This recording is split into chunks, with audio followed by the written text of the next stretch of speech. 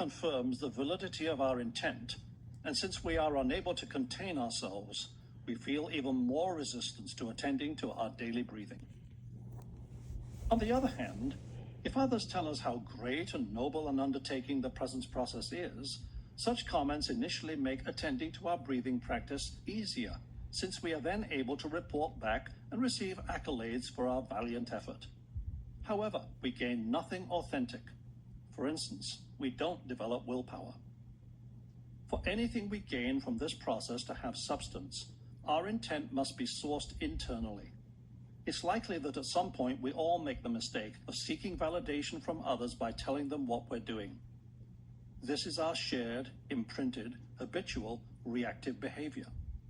Hopefully we don't waste too much energy on such a pointless pursuit. In the end, our validation of ourselves is all we require for the process to have an authentic impact. We therefore make a conscious effort to enter this journey for ourselves.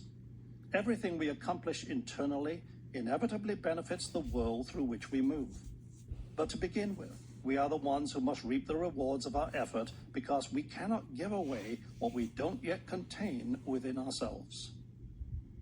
The first reward we intend for ourselves is that of building the muscle of personal willpower, the will to act on our insight in spite of what we perceive to be happening in the world.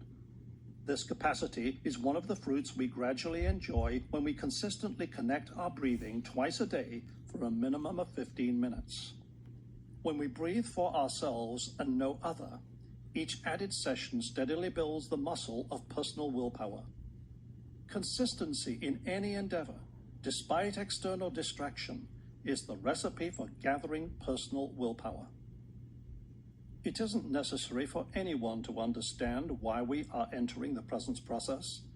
Integrated work only makes sense to those who are ready to initiate authentic movement in their experience. At times, even we struggle to make sense of why we are doing the breathing practice or any of this. This is normal. The paradox is that even when the mental body parades itself as godlike, it still can't comprehend the fact that we are responsible for the quality of our experience. The mental body only understands blame. If our experience doesn't go according to our mentally devised plans and schedules, then someone or something else is to blame.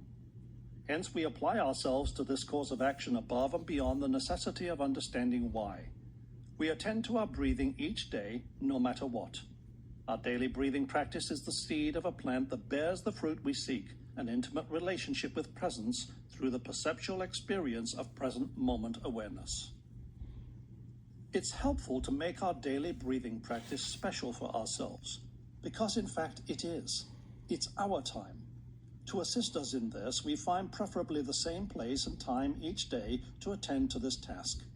Familiarity tames the unruly mind, and consistency strengthens willpower. For the duration of this process, we make the entire experience gentler for ourselves when we choose to start and complete each day with our breathing practice. While remaining practical and sensible, we intend to let it be the opening and the closing song of our waking moments. By elevating our relationship with our breathing session to this status in our daily routine, we lay the foundation for a rebirth of personal willpower.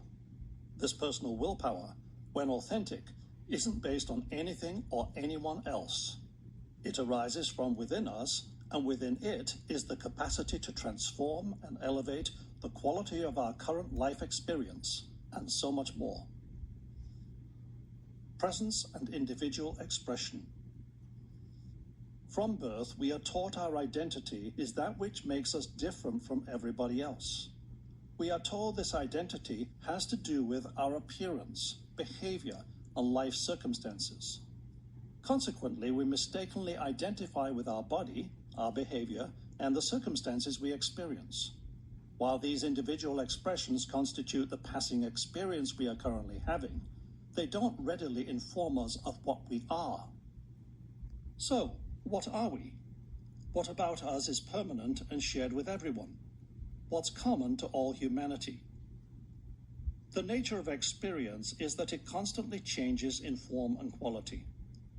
The form of any given experience takes shape based on our previous emotional states, thoughts, words, and actions, while the quality of our experience depends on the interpretation we give these things. Although our experience comes and goes, ever-changing, we remain, participating, observing, and witnessing.